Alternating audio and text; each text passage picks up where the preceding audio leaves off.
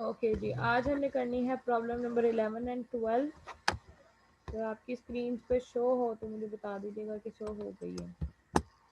नहीं जी, आ गई है आपकी स्क्रीन पे। अब जैसे KBC में सवाल आता है, आ गया है आपकी स्क्रीन पे अगला सवाल। अब उसके बाद क्वेश्चन नंबर 11 में कहता है जी, show the machinery account under original cost method for 3 years from the information given below. अब इसमें क्वेश्चन अगर देखा जाए तो सेम आपका क्वेश्चन नंबर 10 जैसा ही है, बस उसमें उसने रेट ऑफ डेप्रिसिएशन दिया हुआ था और यहाँ पे उसने रेट की बजाय तीनों चीज़ें दे दी हैं और स्ट्रेट लाइन मेथड कहा है जी। Original cost method, straight line method, fixed instalment method, ये सब एक ही के नाम है।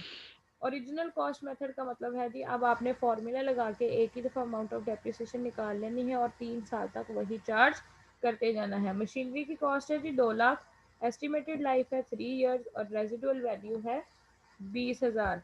आ जाते हैं अपने क्वेश्चन की तरफ। पहले यहाँ पे इसके गिवन डाटा लिखते हैं। उसने कहा था जी मशीनरी की कॉस्ट है 2 लाख, एस्टिमेटेड लाइफ है उसकी 3 years,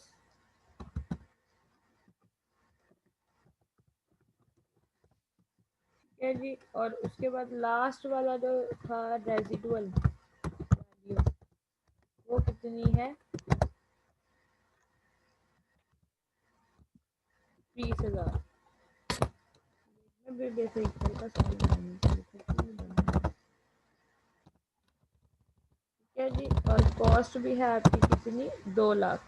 अब यहाँ अमाउंट ऑफ डेप्रिसिएशन कैलकुलेट करने के लिए हमें फॉर्मूला लगाना पड़ेगा जी। Amount of depreciation equals to cost minus residual value या स्क्रैप वैल्यू, जो भी लिखा हो, ठीक है जी, और डिवाइडेड बाय 60,000 है। Estimated life. बड़ी जल्दी कर लिया तुमने, आसान सा सवाल है। रेजिडुअल वैल्यू पूरा लिख देते हैं, क्या याद करेगा। ओके जी, जब हम इसको सॉल्व करने के लिए लिखेंगे तो आपका कुछ इस तरह से ये वैल्यूज लिखी जाएंगी जी। 2 लाख माइनस 20,000 और इसको डिवाइड कर दें आप। अगले पेज पे जाना पड़ेगा, पेज पे भर कर डिवाइडेड बाय 3। ये आपका क्या आएगा जी आंसर 60,000। ऊपर जब माइनस करेंगे तो वो आएगा 1,80,000, यही है। और डिवाइडेड बाय 3 पूरा आंसर आएगा, यानी आपके अमाउंट ऑफ डेप्रिसिएशन हर साल आपको कैलकुलेट करनी है 60,000। सिंपल सा 3 साल के लिए आपने डेप्रिसिएशन अकाउंट बनाना है। हमने अब इतना कोई खिलखिलारा नहीं करना। कोई ईयर नहीं उसने दिया हुआ, मैंने जो यहाँ पे वैल्यूज लिखी हुई हैं वही यूज करते हुए इसका डेप्रिसिएशन अकाउंट या मशीनरी अकाउंट बना दूंगी। मशीनरी की वैल्यू क्या थी जी, ये है आपकी प्रॉब्लम नंबर 11। मशीनरी थी आपकी 2 लाख की, डेप्रिसिएशन आपने चार्ज कर ली 60,000, 1,40,000। 1,40,000 का बैलेंस आ गया। इधर टोटल करेंगे 2 लाख, इधर भी आपका 2 लाख। इस पे बैलेंस पे कोई फोकस नहीं करना। 1,40,000 आया क्योंकि आपका ओरिजिनल कॉस्ट मेथड है। इस पे आपने अकॉर्डिंग टू जो आपकी पहले साल ही निकली थी। यहाँ पे भी 60,000, ठीक है जी। और इधर क्या आ गया आपका बैलेंस 80,000, 80,000। आपका 1,40,000। सबसे आसान सवाल ये थे दो, 10 और 11, और यही आपको पेपर में आते हैं। यहाँ बैलेंस आपका रह गया जी 80,000। एक बात याद रखिएगा, आपका अगर इस तरह क्वेश्चन आया हुआ है तो जो आपकी रेजिडुअल वैल्यू क्वेश्चन में होगी ना, वही इस क्वेश्चन के एंड पे बैलेंस आएगा उस चीज़ का। यहाँ कितनी आ गई जी फिर से 60,000। अब जो लास्ट ईयर का बैलेंस है वो कितना आ गया जी आपके पास? 20। 20,000। लें जी 3 साल बाद उसकी वैल्यू वैसे तो 20,000 रह जानी चाहिए थी, रेजिडुअल बैलेंस होता है। यहाँ पे आ गया 80,000, इधर आपने 20,000 लिख के सवाल खत्म। नहीं जी इतना आसान था। कोई प्रॉब्लम इस क्वेश्चन में जी? नो। सबा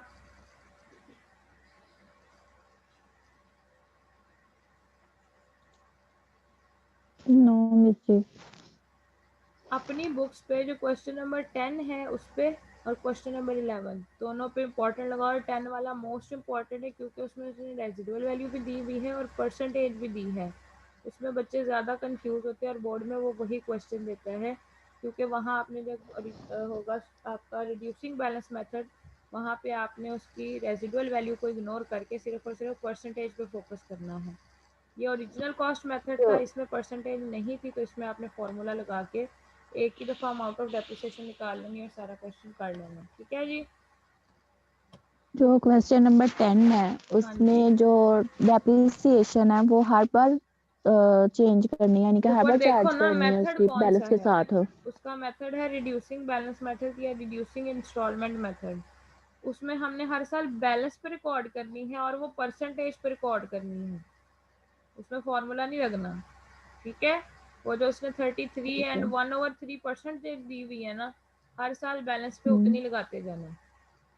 इस क्वेश्चन में ठीक है। उसने परसेंटेज नहीं दी थी, उसने सिर्फ तीनों चीज़ें दी थी, फॉर्मूले वाली कॉस्ट दी थी, रेजिडुअल वैल्यू और एस्टिमेटेड लाइफ। अगर आपने अपने बिजनेस में एसेट्स रिकॉर्ड करने हैं और एसेट की वैल्यू ज़्यादा दिखानी है तो कौन सा मेथड ज़्यादा इफेक्टिव है? आपका रिड्यूसिंग बैलेंस वाला, क्योंकि उसमें आपके एसेट की वैल्यू दिन ब दिन या डेप्रिसिएशन कम होती जाएगी और उसकी कॉस्ट ज़्यादा रहती है। इस मेथड में आपकी कॉस्ट ज़्यादा जल्दी गिर जाती है एसेट की। ये मेथड वो लोग यूज़ करते हैं स्ट्रेट लाइन वाला जिन लोगों ने अपना टैक्स बचाना होता है या ये शो करना होता है कि हमारे एक्सपेंसेस बहुत ज़्यादा हो रहे हैं। ज़रूरी तो नहीं कि मशीनरी पहले साल 60,000 की इस्तेमाल हुई है तो दूसरे साल भी 60 की ही हो। ये टैक्टिक्स होती हैं, ये डिफरेंट मेथड्स हैं आपके डेप्रिसिएशन रिकॉर्ड करने के। वो जिस कंपनी को जो सूटेबल लगता है, अगर कोई ऐसी कंपनी जिसने शो करना है कि हमारे प्रॉफिट्स ज़्यादा हैं तो वो आपका रिड्यूसिंग बैलेंस मेथड यूज़ करेगी। मतलब इस साल बैलेंस 1,40,000 रह गया तो अगले साल आपकी डेप्रिसिएशन भी 60,000 नहीं होगी, अगले साल डेप्रिसिएशन हो सकता है कम हो जाए। ठीक है? वो एक परसेंटेज होगी जिसके अकॉर्डिंगली आप निकाल रहे होंगे, तो वो दिन ब दिन काम कम होता जाएगा, बढ़ेगा नहीं। तो वो हर ऑर्गेनाइजेशन अपने हिसाब से जिस तरह उसको ईजी लगता है या जिस तरह से उसको आसानी लगती है या उसकी जो रिक्वायरमेंट्स है उसके अकॉर्डिंग वो दोनों मेथड में से कोई भी लगा सकता है। ये याद रखिएगा, फिक्स्ड इंस्टॉलमेंट या ओरिजिनल कॉस्ट मेथड में आपकी अमाउंट ऑफ डेप्रिसिएशन सेम रहती है हर साल। ठीक है? लेकिन जो आपका रिड्यूसिंग बैलेंस मेथड है उसमें हर साल डेप्रिसिएशन भी डिक्रीज करती जाती है। पहले साल डेप्रिसिएशन ज़्यादा चार्ज होगी, अगले साल बैलेंस कम रह गया तो डेप्रिसिएशन भी कम चार्ज होगी। एमसीक्यूज में वो चीज़ें देता रहता है सेम ऐसी, तो इसको एक दफ़ा देख लीजिएगा। चलते हैं अपने क्वेश्चन नंबर या प्रॉब्लम नंबर 12 की तरफ। वो मेरी तरफ से लास्ट प्रॉब्लम है, अगर आपने प्रॉब्लम नंबर 13 करनी है तो मुझे सेंड कर दीजिएगा, अदरवाइज उसको खुद एक दफ़ा करने की कोशिश कर लीजिएगा। प्रॉब्लम नंबर 12 में वो कह रहा है जी on 1st of July 2013 Bisharat purchased machinery for 60,000। उसने यकम जुलाई को खरीदी है 60,000 की machinery. Depreciation is provided for at 10% on straight line method. फिर वही मेथड है जी कि आपने सीधा सीधा एक ही दफ़ा अमाउंट निकाल लेनी है। On 31st of October 2015 machinery was sold for ₹20,000 as they become useless, यानी वो मशीनरी खराब हो गई तो उसने वो 24,000 की बेच दी 31 दिसंबर को। ऑन द सेम डेट ही परचेज द न्यू अक्टूबर है मशीनरी। मिस, हाँ जी, अक्टूबर है दिसंबर नहीं। ओ सॉरी, 31 अक्टूबर 2015 उसने 24,000 की बेच दी। उसके बाद वो कहता है जी सेम उसी डेट पे यानी 31 अक्टूबर को ही उसने एक नई मशीनरी परचेज कर ली 20,000 की। कह रहा जी prepare machinery account from 2013 to कम 2016 and assume that the accounts are closed on 31st of December each year या every year, यानी अकाउंट हर साल 31 दिसंबर को क्लोज होते हैं। अब इसमें देखने लायक क्या चीज़ें थी जी? बुक है तुम लोगों के पास? नहीं। 1 जुलाई को उसने खरीदी है मशीनरी पहली। हाँ जी, 1 जुलाई 2013 को वो मशीनरी परचेज कर रहा है। अब मेरे पास इसके अलावा और कोई हल नहीं कि मैं इन दोनों को ऐसे करके लिखूँ। 1 जुलाई 2013 को उसने मशीनरी परचेज की, कितनी अमाउंट की? 60,000 की। डेप्रिसिएशन कितनी चार्ज करनी है जी? 10%।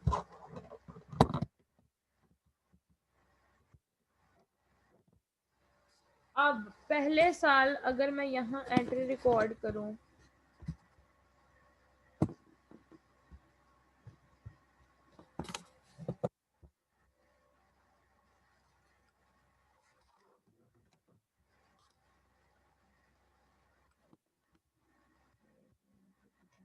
पहले वाली वैल्यू भी रिमूव कर लूँ। ओके जी, यहाँ आ जाए। 1 जुलाई 2013 को उसने मशीन परचेज कर ली 60,000 की। ये हो गया आपकी फर्स्ट एंट्री। अकाउंट हमने मशीनरी का ही प्रिपेयर करना है, इसलिए मैंने उसमें कोई चेंजिंग नहीं की। कहते हैं जी पहले साल 31 दिसंबर को अकाउंट क्लोज होने हैं, ये आप हमेशा याद रखिएगा। 31 दिसंबर को 1 जुलाई से लेकर 31 दिसंबर तक कितना टाइम पीरियड बना? 6 माह। तो जब आपने पहले साल की डेप्रिसिएशन कैलकुलेट करनी है तो वो आपकी कितने अरसे के लिए निकलेगी? 6 महीने के लिए। करके मुझे बताएंगे जरा ये कितनी अमाउंट आती है।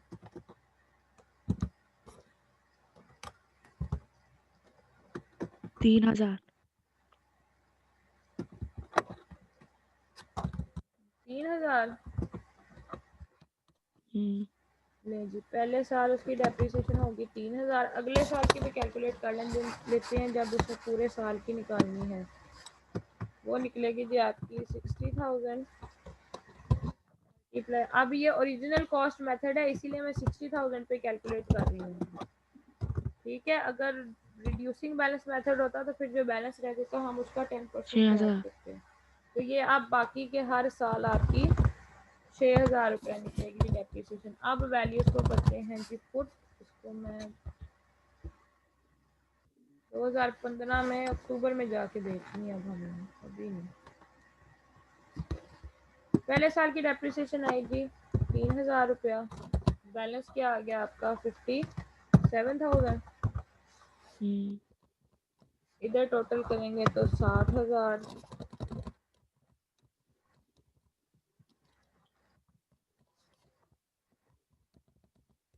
ये जिंदगी में नहीं सोचा था कि मैं इस तरह लैपटॉप पर क्वेश्चन करूँगी। ओके जी, इस साल अब आपकी डेप्रिसिएशन पूरे साल की 6,000 रुपया। यहाँ बैलेंस कितना रह गया आपका? 51। 51,000। नीचे आ गया जी 57,000। 57,000। 2015 आ गया जी, बैलेंस था आपका 51,000 रुपया। अब 31 दिसंबर से पहले अक्टूबर 31 के 30 अक्टूबर 30 अक्टूबर।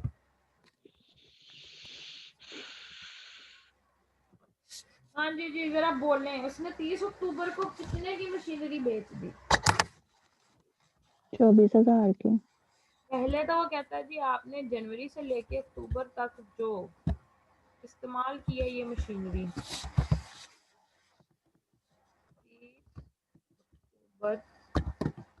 2015 आपके कितने महीने बनते हैं? 10 महीने। तो करें जी जरा कैलकुलेट 10 महीनों की, कितने के लिए आपने वो इस्तेमाल किया इस साल भी। 10 divided by 100 multiply by 10 divided by 12। बताएं जी आपकी 2015 में कितनी डेप्रिसिएशन बनी?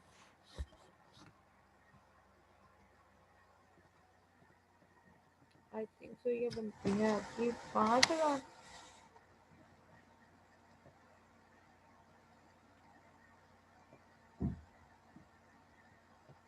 जी। ठीक है जी, ये 5,000। बनेगी कितनी?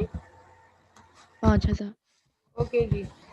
अब जब आपने यहाँ से 5,000, पहले तो मैं यहाँ लिख दूँ फिर मैं समझाती हूँ। 51,000 था, 5,000 मजीद इस साल हमारे बैलेंस में से कम हो गया। अब हमारा बैलेंस कितना होना चाहिए जी?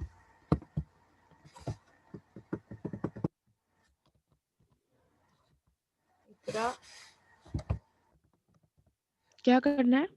देखो अब 30 अक्टूबर को 2015 को उसकी कॉस्ट क्या है मशीनरी की? 51,000 पिछले साल का 24 बैलेंस था, 5,000 इस साल की डेप्रिसिएशन माइनस हो गई, कितना आया? 50 46 हाँ 46 46,000। उसकी सेलिंग प्राइस कितनी है? 20,000 तुम्हें लगता है ये ठीक है कि 46,000 की चीज मैंने 20,000 रुपए में बेच दी? नहीं, ये क्या हुआ है आपको? लॉस। कैसे पता चला?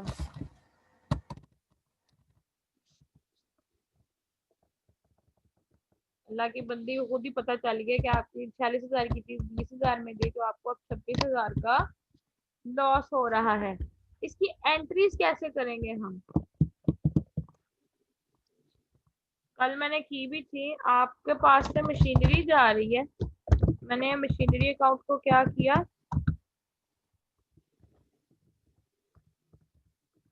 मशीनरी या एसेट जब भी आपके पास से जाएगा वो क्रेडिट होगा कितनी अमाउंट से, यानी टोटल उसका बैलेंस कितना रह गया था?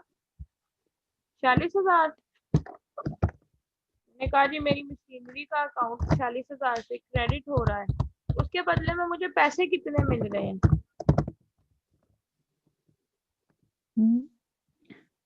कितने की बेची है, कितने 20 पैसे मिले? 20,000 हाँ जी, ये 20,000 तो आ गया। जो बाकी का डिफरेंस है आपका वो क्या है? आपका प्रॉफिट एंड लॉस अकाउंट में जाएगा, लेकिन डेबिट हो रहा है तो प्रॉफिट एंड लॉस अकाउंट में आपका लॉस है। अगर प्रॉफिट होता तो वो क्रेडिट होता।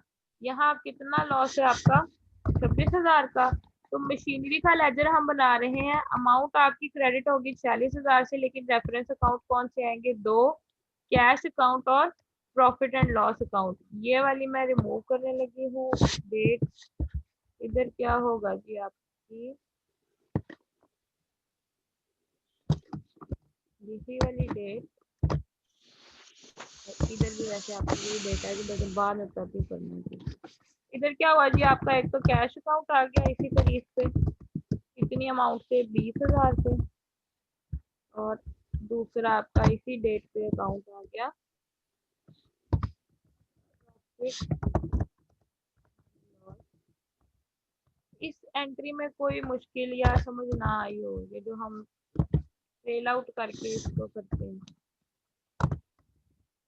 अब देखो पिछली मशीनरी का काम यहाँ तक खत्म। इधर भी 51,000 बैलेंस होगा, इधर भी होगा, यानी ये मशीनरी हमारे अकाउंट से क्लियर है।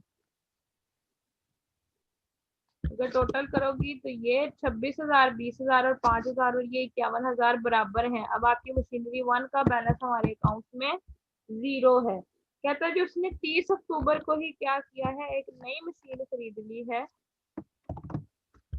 क्या हो रहा है इसे खुद ही दौरे करने शुरू करते हैं। 30 अक्टूबर को ही उसने क्या किया है जी? एक नई मशीनरी परचेज कर ली है। उसकी एंट्री हम करेंगे जी कैश अकाउंट। कितनी अमाउंट से खरीदी आपने? 30,000 की। अब मैंने कहा मशीनरी 1 का हमारे से लेना देना खत्म। अब हमारा ताल्लुक सिर्फ किससे है? इस मशीनरी 2 से जो 20,000 की हमने खरीदी है। खरीद किस डेट को रहे हैं? 30 अक्टूबर को। 30 अक्टूबर पे हमने क्या कर देना है जी? अब साल कब खत्म होना है? 31 दिसंबर 2015 को। अब इस साल इसकी क्या मशीनरी 2 की डेप्रिसिएशन हमने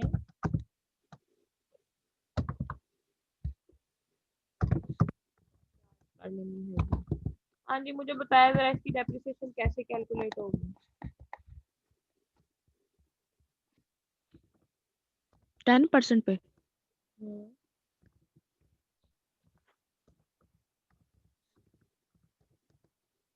मशीनरी 2 पे जो डेप्रिसिएशन है वो कैसे होगी जी? 20,000 multiply by 2000 10 divided by 100। Purchase कब कर रहे हो? 30 अक्टूबर को। तो अक्टूबर के बाद यानी अक्टूबर भी खत्म हो गया, नवंबर और दिसंबर। अब पहले साल जो तुम डेप्रिसिएशन चार्ज करोगी वो सिर्फ 2 महीने के लिए होगी। करो जरा कैलकुलेट करके बताओ। 2 महीने। हाँ, अब जब मतलब 2015 में खरीदी है 30 अक्टूबर को।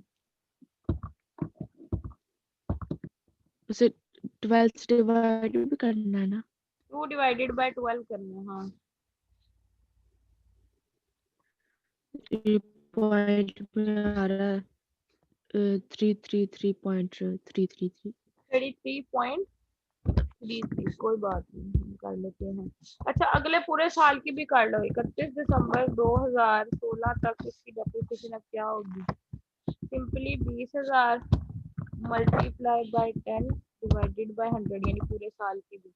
वो आपका आएगा 2,000 आई थिंक, यही आएगा। हम्म। ठीक है जी, इनको मैं साइड पे कर लूँ। ओ वाओ, ये ज़्यादा अच्छा।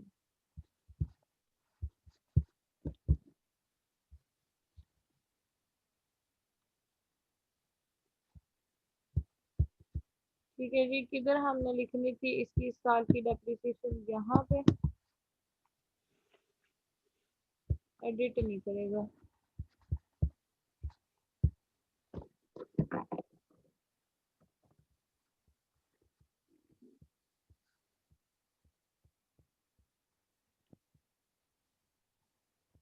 तो क्या मांगने कैसे होता है?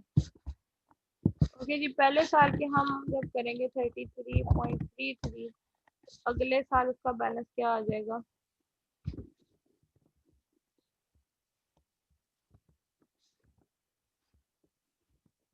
बैलेंस बताओ।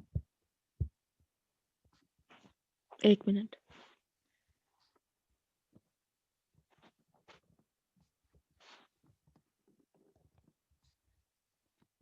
31 December 2016।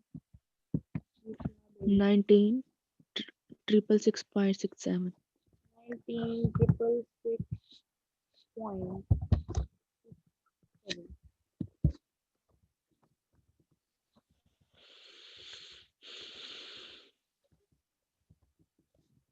क्लास में पढ़ा इतने मैंने 2 मिनट लगा के पढ़ा देना था। अब इधर बैलेंस क्या आएगा जी? इधर भी 71,000, इधर भी आपका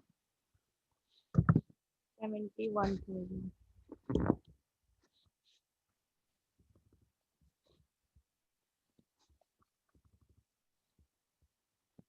जी इधर अब बैलेंस बैलेंस यहाँ पे सिर्फ आएगा मशीनरी 2 का। मशीनरी 1 का तो हमारे हिसाब से लेना देना क्लियर, मतलब ये वाला और ये वाला खाता खत्म। तो रेड से हाईलाइट करो तो नजर आएगा ये। यानी आपकी ये जो मशीनरी है ऊपर वाली, इसका अकाउंट क्लियर है, वो हमारे बुक्स ऑफ अकाउंट में इसका हमसे कोई लेना देना नहीं है। हमारा लेना देना आप किससे है? सिर्फ और सिर्फ मशीनरी 2 से, जिसका बैलेंस अब आगे क्या ब्रॉट डाउन हुआ है 19,000 सॉरी 666.67। ये ठीक है, 71,000 कैसे है? वो तो दोनों साइडों का टोटल करके इतना ही बनेगा ना, वो बैलेंस थोड़ी है, वो तो टोटल है। अच्छा। ऊपर और कहीं बैलेंस नजर आ रहा है? कहीं भी नहीं, सिर्फ ये बैलेंस है अब हमारे पास। तो मेरी बात की समझ रही है कि मैंने जो हाईलाइट की है ना, कहता है कि मशीनरी 1 का टोटल बैलेंस होना चाहिए था 51,000 रुपया हमारे पास। उस 51,000 में से 5,000 तो 10 महीने की डेप्रिसिएशन कट गई, 20,000 रुपये का हमने कैश ले लिया, और जो 26,000 है वो हमारे लॉस के अकाउंट में चला गया। यानी मशीनरी 1 वाला चैप्टर खत्म। जब सेल कर देते हैं तब हमारे पास से वो एसेट या वो मशीनरी चलेगी, उसका हमारा लिंक खत्म हो गया। अब हमारा किसके साथ लिंक है जी? सिर्फ इस सॉरी इस मशीनरी 2 के साथ या उसके बैलेंस के साथ। कहते हैं मशीनरी 2 पे पहले 2 महीने की डेप्रिसिएशन है वो 333 रुपये निकली है। तो अगले साल आप मशीनरी में पिछली का कोई जिक्र नहीं है, सिर्फ और सिर्फ ये बैलेंस है जो 31 दिसंबर 2016 तक हमने लेके आना है, और उसमें हमने क्या चार्ज कर देनी है, पूरे साल की डेप्रिसिएशन। पूरे साल की डेप्रिसिएशन कितनी निकली थी जी? 2000 रुपया। सेम इसी डेट पे 31 दिसंबर 2016 को आपका बैलेंस क्या आएगा जी? बैलेंस कैरिड डाउन है आपका, और उसमें 16 तक के हमसे अकाउंट मांगे हुए हैं। ये बनेगा जी आपका 17,666.67। यही है, टोटल करेंगे तो 19। जी और आंसर क्या है बुक पे जो उसमें दिए हुए हैं?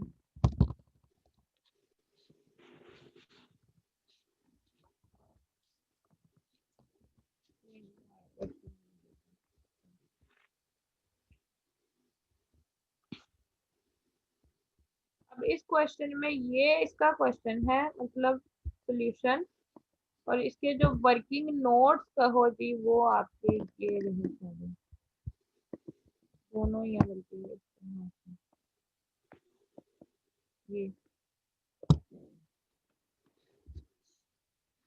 ये आपके इसके नोट्स हैं, यानी ये पहली मशीनरी की सारी ट्रांजेक्शन है यहाँ तक, और ये दूसरी की डेप्रिसिएशन दोनों तरह से, ये 2 महीने की और ये पूरी आपके साल की। मिसेस नीचे करें थोड़ा।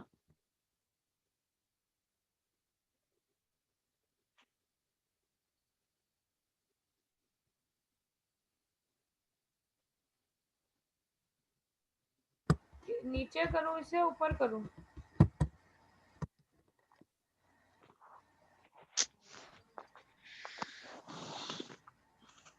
ठीक है, मिस नीचे तो करें। अच्छा ऊपर क्वेश्चन शो करूँ, ये कौन ना ऊपर करें, नीचे काम करूँ? और अरे तो नीचे ही करना है। ऊपर करना है स्क्रॉल मैंने।